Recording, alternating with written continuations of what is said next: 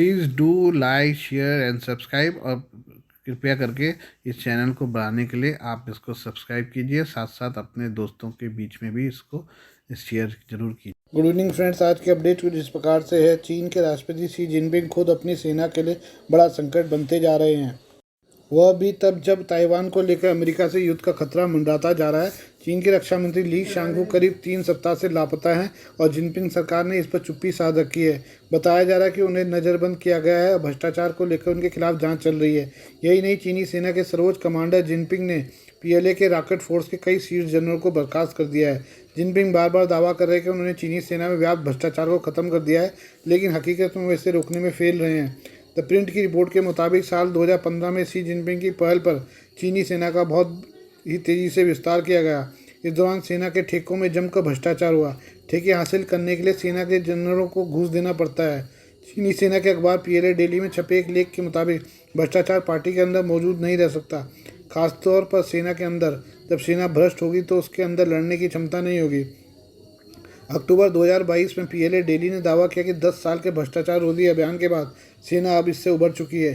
चीनी सेना के दावे के उलट चीन के रक्षा मंत्री लापता हैं। रॉकेट फोर्स के 3 सैन्य अधिकारी बर्खास्त कर दिए गए हैं। इन सभी पर भ्रष्टाचार के आरोप बताए जा रहे हैं। साउथ चाइना मॉर्निंग पोस्ट की रिपोर्ट के मुताबिक भ्रष्टाचार निरोधी संस्था ने कमांडर ली यूचाओ, उनके अधीनस्थ अधिकारी झांग झेंगझोंग और लियू गुआंगबिंग को भ्रष्टाचार को लेकर जांच कर रही है। रक्षा मंत्री ली शांगफू के खिलाफ भी माना जा रहा है।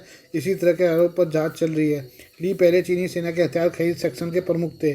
चीनी सेना का यह अंग भ्रष्टाचार में डूबा हुआ है। ली शांगफू ने ही रूस से सुकोई 35 फाइटर जेट की डील को फाइनल कराया था। इस डील वजह से अमेरिका ने उसके खिलाफ प्रतिबंध लगाया था।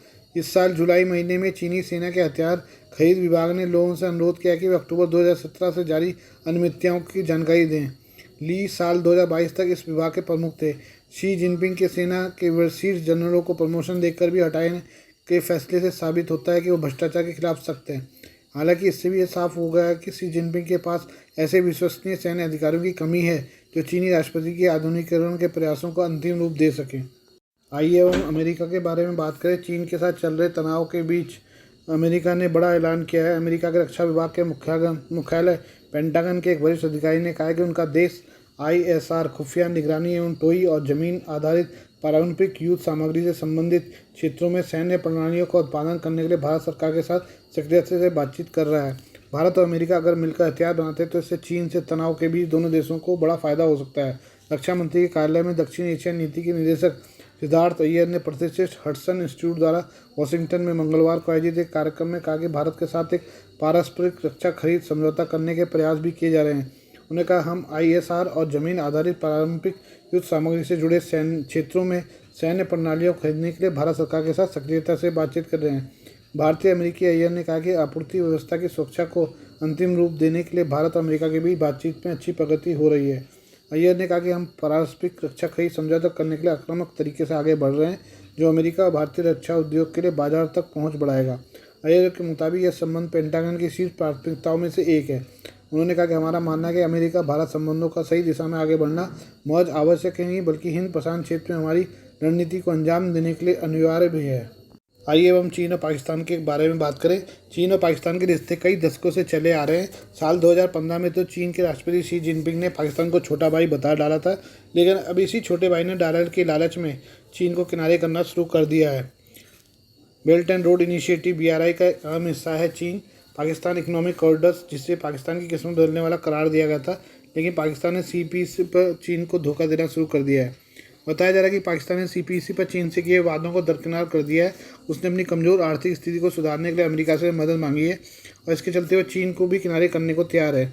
इस मामले की जानकारी रखने वाले लोगों की माने तो इमरान खान के सत्ता में आने के बाद पाकिस्तान की सरकार CPEC पर चीन के सामने दिखावा कर रहा था और अमेरिका से बेल आउट के लिए बातचीत भी कर रहा था। सूत्रों की माने तो CPEC पर काम में कई महीनों की देरी हुई है। पाकिस्तान में वर्तमान कार्यवाहक सरकार विभिन्न अंतर्राष्ट्रीय मंचों पर अपने सदाबहार सहयोगी चीन से संपर्क करने के बजाय मदद के लिए पश्चिमी देशों की मदद मांग रही है। अमेरिका के न्यूज़ पोर्टल द इंटरसेप्ट की तरफ से बताया गया कि अमेरिका ने यूक्रेन को हथियारों की आपूर्ति के बदले पाकिस्तान को अंतर्राष्ट्रीय मुद्रा कोष से राहत दिलाने में मध्यस्थता की। बाइडेन प्रशासन ने अभी तक इन आरोपों पर कोई प्रतिक्रिया नहीं दी है। रिपोर्ट की माने तो पाकिस्तान ने अगस्त 2022 से आंशिक रूप से पोलैंड और जर्मनी के रास्ते यूक्रेन को हथियारों की आपूर्ति करने के लिए यूके सहित पश्चिम के कुछ और देशों के साथ डील की है। जुलाई में पाकिस्तान ने यूक्रेन के हथियारों की एक खेप भेजी थी। उस समय खबरें आई थी कि यूक्रेन की विदेश मंत्री दिमित्री कुलेबा अचानक पाकिस्तान पहुंची थी। उसी समय हथियार यूक्रेन पहुंचे थे। पाकिस्तान अगस्त 2022 से पश्चिम के आदेश पर और पोलैंड और जर्मनी सहित तीसरे देशों के रास्ते यूक्रेन को हथियार और गोला बारूद और तोपखाने की आपूर्ति में सबसे आगे रहा है। ब्रिटेन के रक्षा मंत्रालय ने यूक्रेन को हथियारों की आपूर्ति के लिए पाकिस्तान ऑर्डिनेंस फैक्ट्री बोर्ड के साथ एक समझौता किया था। यूक्रेन और पाकिस्तान पिछले 3 दशकों से रक्षा साझेदार रहे हैं और पाकिस्तान यूक्रेन से प्रमुख रक्षा उपकरण खरीदता रहा है। आइए अब हम तुर्की के बारे में बात करें। तुर्की के राष्ट्रपति रजब तैयब अर्दोगन ने संयुक्त राष्ट्र महासभा में एक बार फिर कश्मीर का मुद्दा उठाया है।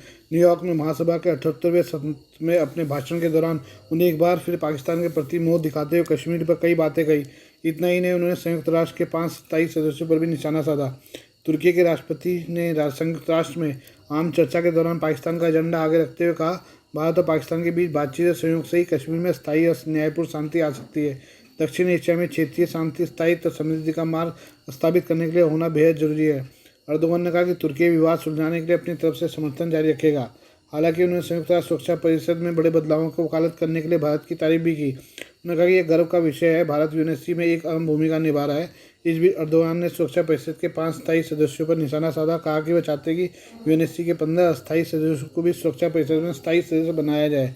अर्दोगन ने कहा कि संयुक्त राष्ट्र परिषद के इन 20 देशों, 5 स्थायी सदस्यों प्लस 15 अस्थायी सदस्यों को यूएनएससी में बदल कर स्थायी सदस्यता दी जानी चाहिए, क्योंकि दुनिया इस 5 स्थायी सदस्यों से बड़ी है। हमारा कहना सिर्फ इतना है कि दुनिया महज अमेरिका, ब्रिटेन, फ्रांस, चीन और रूस तक सीमित नहीं है। हालिया वर्षों में तुर्की ने पाकिस्तान का साथ देते हुए संयुक्त राष्ट्र महासभा में कश्मीर के मुद्दे को जोर शोर से उठाया है।